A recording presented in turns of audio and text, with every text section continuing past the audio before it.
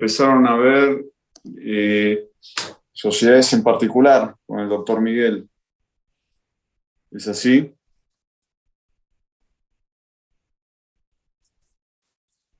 Muy bien.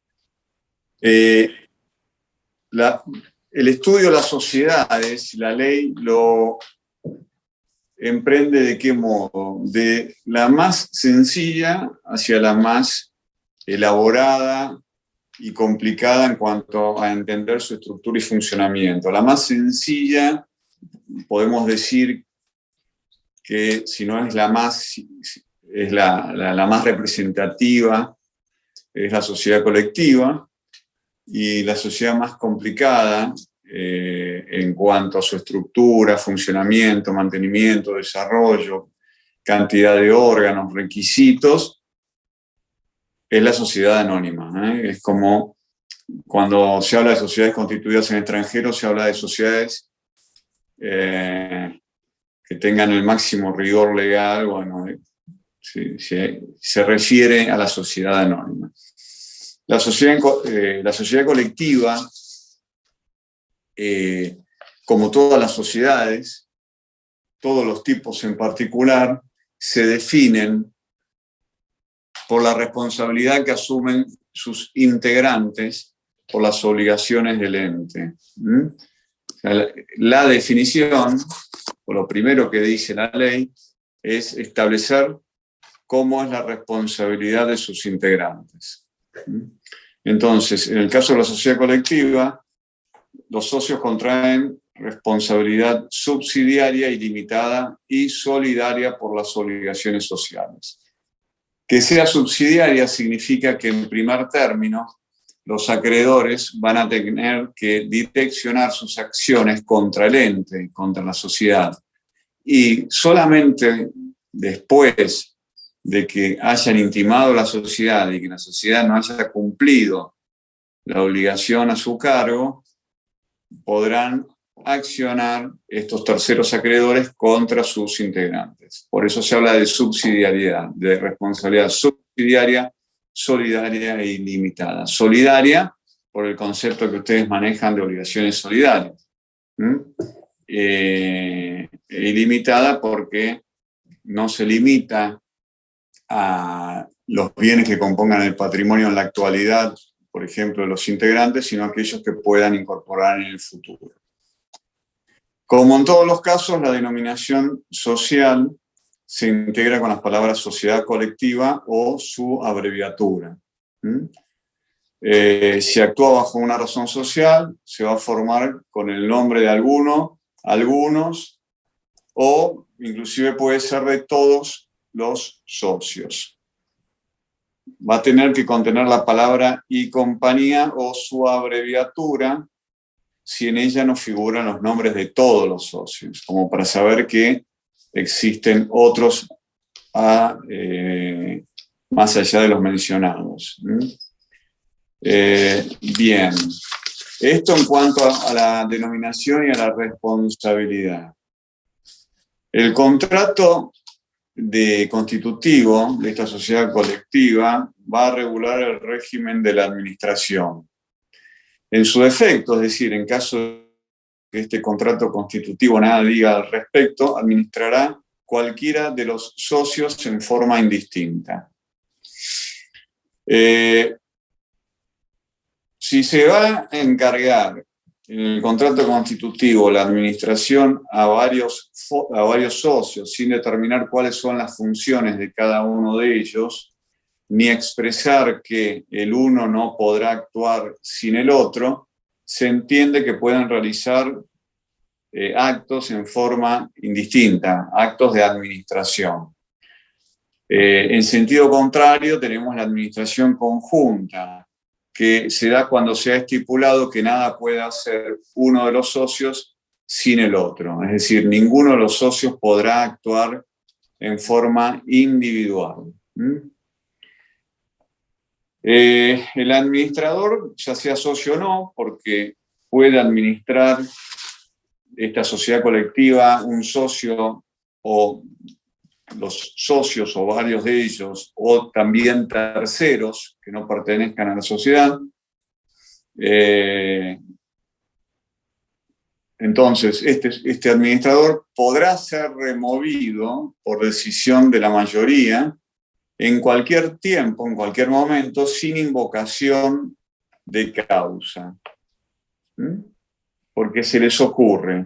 A los socios, bueno, podrán remover al administrador, salvo que en el contrato constitutivo se haya pactado en contrario, se haya estipulado que tiene que existir causa determinada. Si no, estos administradores, sean socios o no, podrán ser removidos en cualquier momento sin invocación de causa, por decisión de la mayoría de los socios. Cuando, en sentido contrario, el contrato constitutivo prescriba o establezca que para remover a los administradores deberá existir una justa causa, si este administrador al que quieren remover niega la existencia de esta justa causa, este administrador va a conservar su cargo hasta que una sentencia judicial determine si esa causa justa que es alegada por los socios existe o no. Cualquier socio, en caso de que exista la necesidad de alegar justa causa, podrá invocarla judicialmente. El administrador, aunque fuera socio, va a poder renunciar a su cargo en cualquier momento. Ahora bien, este administrador renunciante va a responder por los daños y perjuicios que ocasione a la sociedad si la renuncia fue dolosa o intempestiva, es decir, si se realizó con la intención de provocarle un daño a la sociedad o si se hizo de un momento para otro, en forma intempestiva.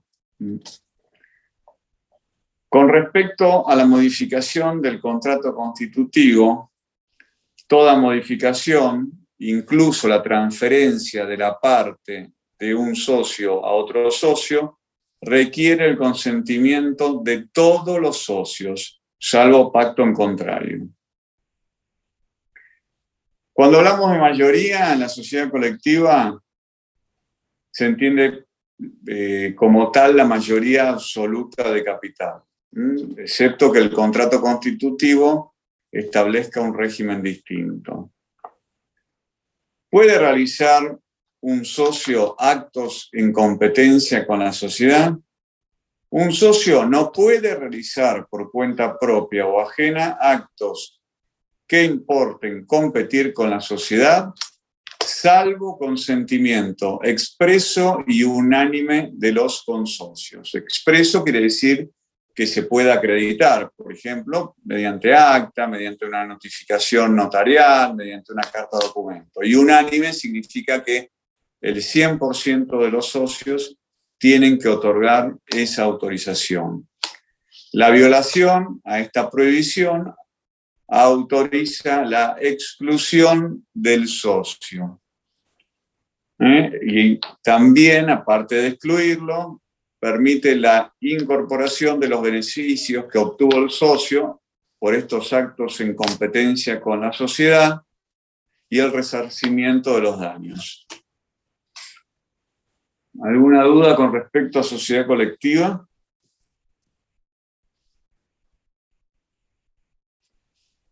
¿Hay alguna duda? Bueno, como vieron, es muy sencillo. La sociedad que le sigue, en orden, si se quiere, de complejidad, es la sociedad en comandita simple. No porque sea más compleja, sino porque, bueno, presenta alguna característica distintiva con respecto a la colectiva, que es el hecho de que existen dos clases o tipos de socios. Pero, a raíz de esto, y como les adelantara, la Ley General de Sociedades comienza estableciendo cuál es la responsabilidad de los socios por las obligaciones que asuma el ente. Y así, la ley dice que él o los socios comanditados son uno de los tipos de socios a los cuales yo hacía referencia, responden por las obligaciones sociales como los socios de la sociedad colectiva, es decir, en forma subsidiaria, ilimitada y solidaria. Y él o los socios comanditarios, estos son los otros tipos de socios, solo con el capital que se obliguen a aportar. Entonces tenemos socios comanditados que responden por las obligaciones del ente como los socios de la sociedad colectiva y socios comanditarios que responden por las obligaciones del ente solamente con el capital que se obliguen a aportar. La denominación social se integra con las palabras sociedad en comandita simple o su abreviatura. Y si actúa bajo una razón social, esta se formará solamente con el nombre o nombres de los socios comanditados. El capital comanditario, es decir, aquel que aportan los socios comanditarios, se integra solamente con el aporte de obligaciones de dar. La administración y la representación de la sociedad es ejercida por los socios comanditados o por terceros que se designen. Y se van a aplicar las reglas sobre administración de las sociedades colectivas. En caso de que se viole esta prescripción que yo le acabo de comentar en cuanto a la administración y representación, van a ser responsables solidariamente aquellos que firmen por la sociedad.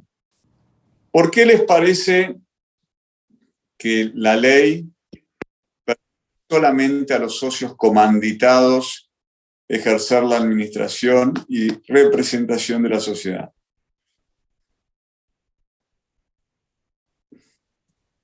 Porque al fin y al cabo son ellos los que asumen la responsabilidad. Exactamente, por una cuestión de responsabilidad. Es decir, si ellos van a asumir una responsabilidad subsidiaria, ilimitada y solidaria, y por otro lado los comanditarios solamente responden con el capital que se obligan a aportar, va de suyo que estarán más interesados los socios comanditados en administrar correctamente la sociedad por la responsabilidad que ellos asumen. En cambio, el comanditario, en el peor de los casos, solamente pone en riesgo el capital que se obligue a aportar. Entonces, por eso la ley veda a los socios comanditarios y explícitamente dice que son los comanditados quienes tienen a su cargo la administración y la representación. O inclusive puede estar en manos de terceros, pero no de los socios comanditarios. El socio comanditario, de hecho, no puede inmiscuirse en la administración. Si se inmiscuye en la administración, va a ser responsable ilimitada y solidariamente. Y su responsabilidad se va a extender a los actos en los cuales no hubiera intervenido cuando su actuación o cuando su injerencia en la administración sea habitual. Tampoco va a permitir la ley que el socio comanditario sea mandatario. ¿Por qué? Porque algunos violaban esta prescripción legal del siguiente modo. Decían, bueno, soy socio comanditario, pero me hago otorgar un poder y a través de ese poder puedo representar y administrar la sociedad. Pero bueno, la ley tampoco permite que sean mandatarios los socios comandatarios. Bien.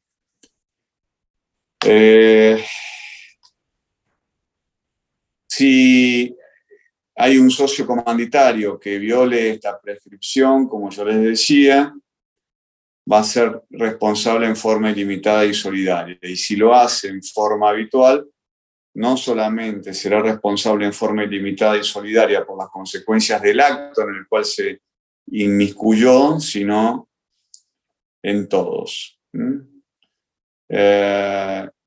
Más allá de que el socio comandatario no pueda ejercer ni la representación ni la administración, le es permitido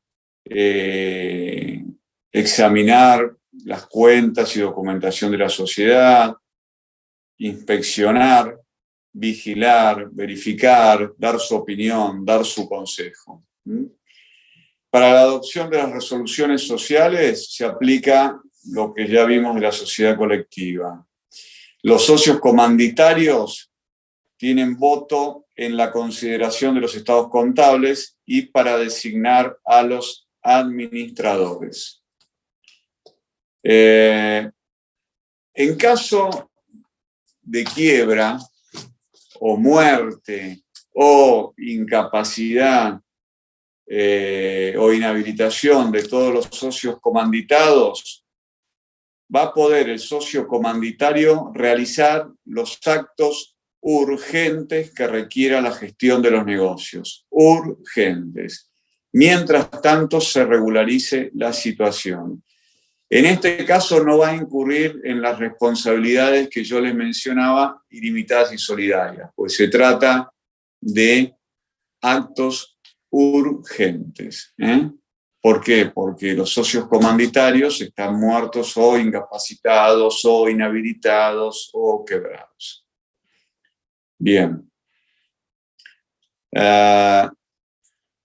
Acá hay una contraposición entre lo establecido en la sección cuarta y lo que establece la ley cuando regula este tipo legal, ya que el artículo 140 dice que la sociedad se disuelve si no se regulariza o transforma en el término de 3 meses. Si los socios, inclusive más aún, dice que si los socios comandatarios no cumplen con las disposiciones legales, van a responder en forma ilimitada y solidaria por las obligaciones contraídas. Pero luego vamos a ver una sección cuarta que posibilita a algunos tipos societarios que, por ejemplo, como en el caso de la sociedad en comandita simple, que necesariamente tiene que tener 2 tipos de socios, si carece de uno de ellos puede seguir actuando como sociedad de la sección cuarta. Pero eso es un tema que veremos más adelante. ¿Alguna pregunta con respecto a la sociedad en comandita simple?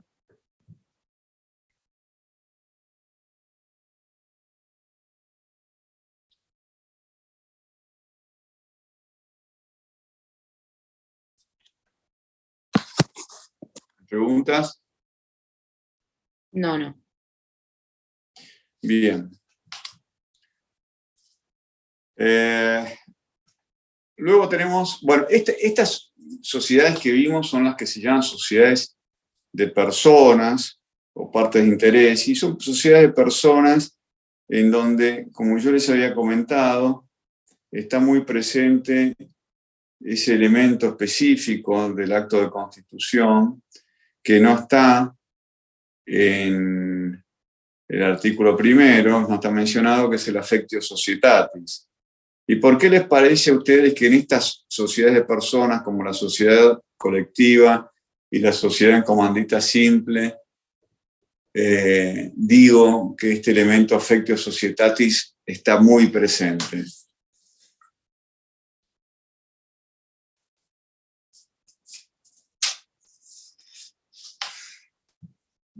¿Por qué les parece esto?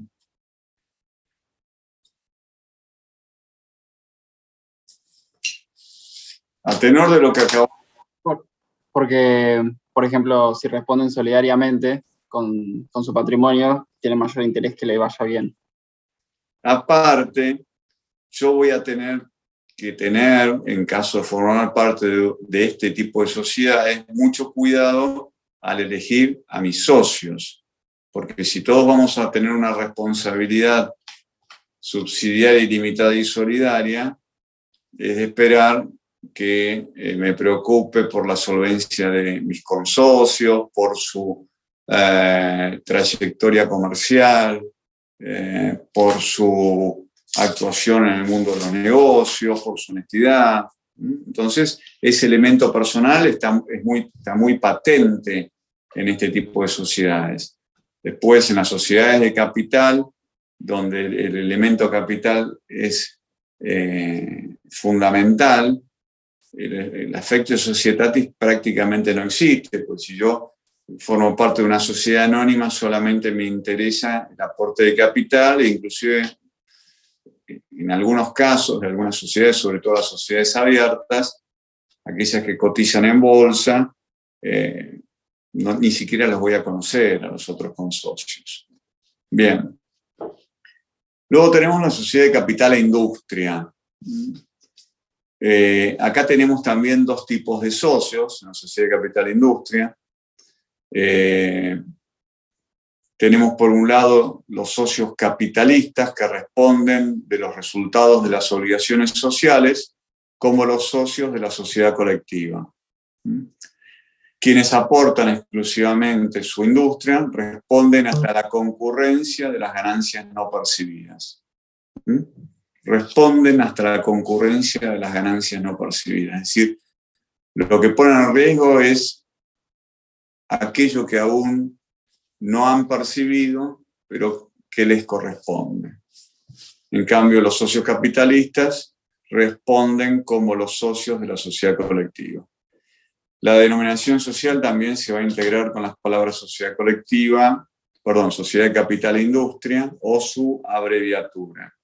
Si actúa bajo una razón social, no podrá figurar en ella el nombre del socio industrial.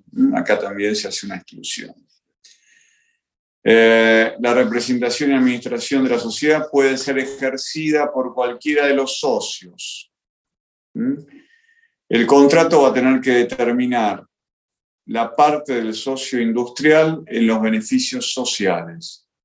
Cuando el contrato no disponga cuál es la parte del socio industrial en los beneficios sociales, esta se va a tener que determinar en forma judicial, es decir, a través de un proceso judicial que finalizará con la sentencia, que no será otra cosa que aquel pronunciamiento del juez que fije la parte del socio industrial en los beneficios sociales. Con respecto a las resoluciones sociales, se va a aplicar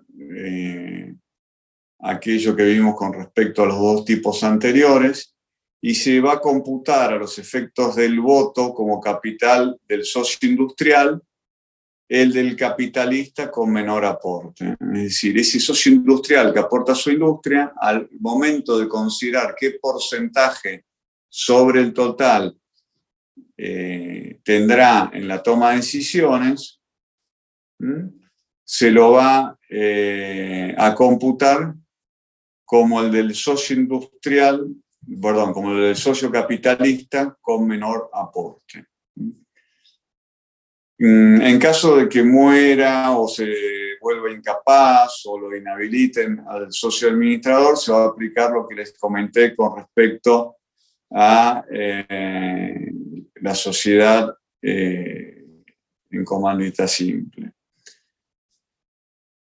Estos tipos societarios, digamos que en la actualidad no se ven muy habitualmente. Estas sociedades de capital e industria se utilizaban mucho en los negocios que explotaban establecimientos gastronómicos como una forma de ejercer una suerte de fraude legal a las prescripciones del derecho laboral, porque se enmascaraba la verdadera o real situación de un empleado bajo la forma de un socio industrial, y se cometían realmente muchas injusticias, porque en definitiva los socios capitalistas siempre alegaban que no existían beneficios para distribuir, entonces el pobre socio industrial en definitiva era un empleado en relación de dependencia que no estaba registrado y que rara vez percibía algún beneficio de su actividad. Esto se hizo mucho antiguamente. Quizás algún emprendimiento gastronómico, todavía algún restaurante de la zona de Congreso, por Avenida de Mayo, todavía pueda seguir actuando bajo la forma de sociedad de capital e industria, porque debe haber quedado de esa época, pero en realidad que no es un tipo que se utilice demasiado. ¿Se entendió? ¿Hay preguntas? Se entendió. ¿Alguna pregunta?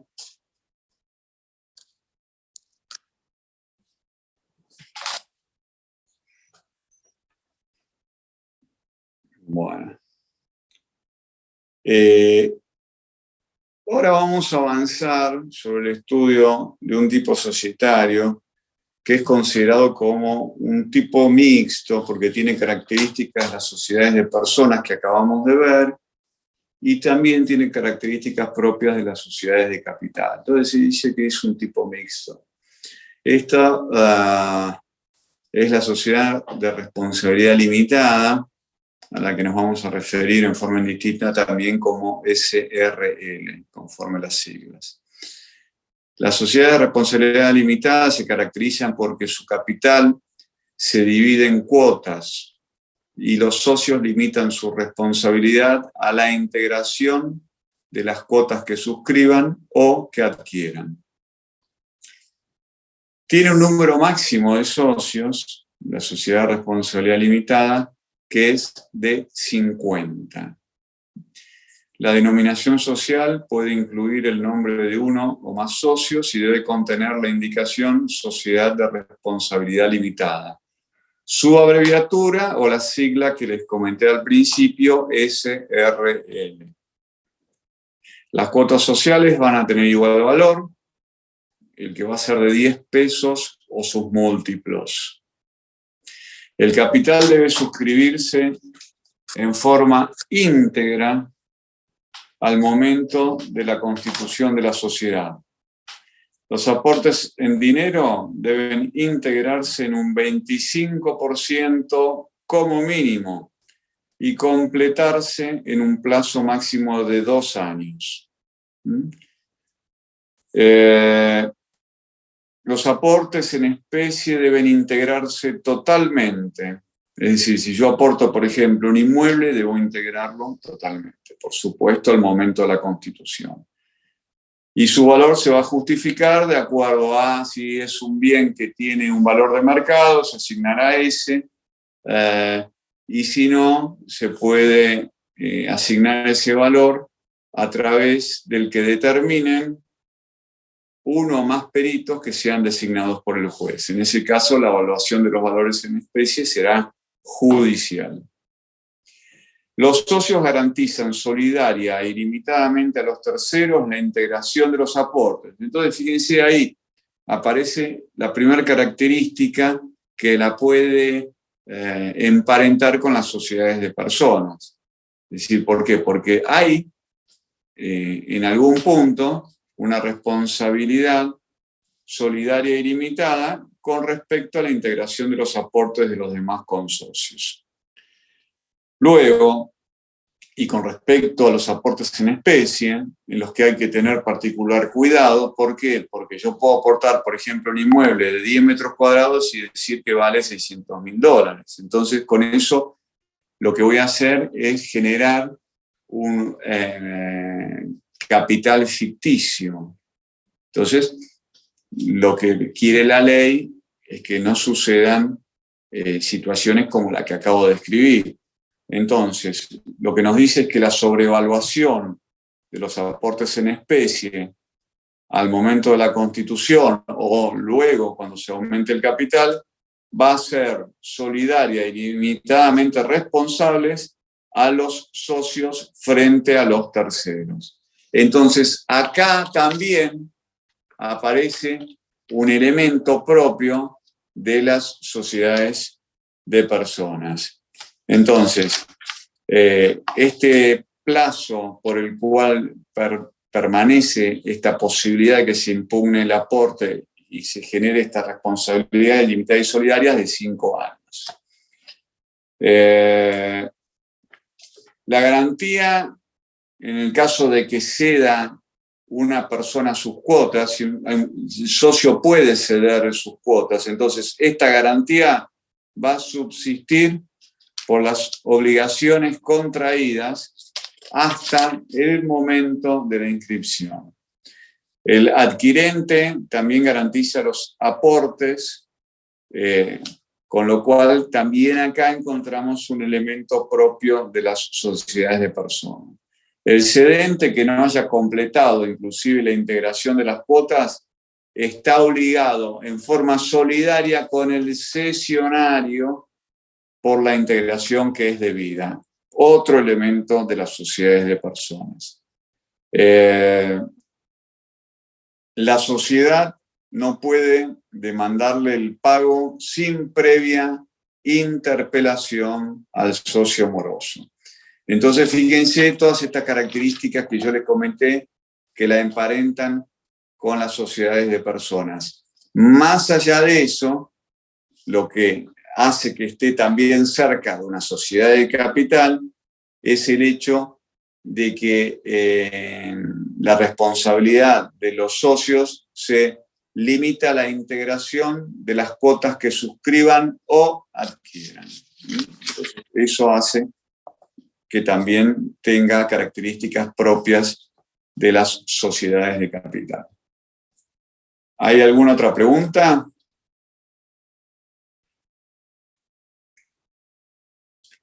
Ahora les pido, por favor, que se desconecten aquellos que no dieron recuperatorio y que se queden conectados solamente los que dieron recuperatorio.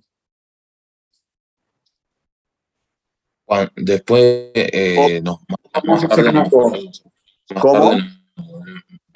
Ahora en 20 minutos o nos tenemos que volver a conectar de nuevo o ya termina. No, ustedes se desconectan y ya terminaron la clase. Yo me quedo con los que recuperaron. Bueno, profe. Chao, que tenga buena semana. Buena semana, profe, nos vemos. Chao, buenas tardes. Te quedan los que dieron recuperatorio, ¿eh? Chao, profe, buena semana. Hasta luego.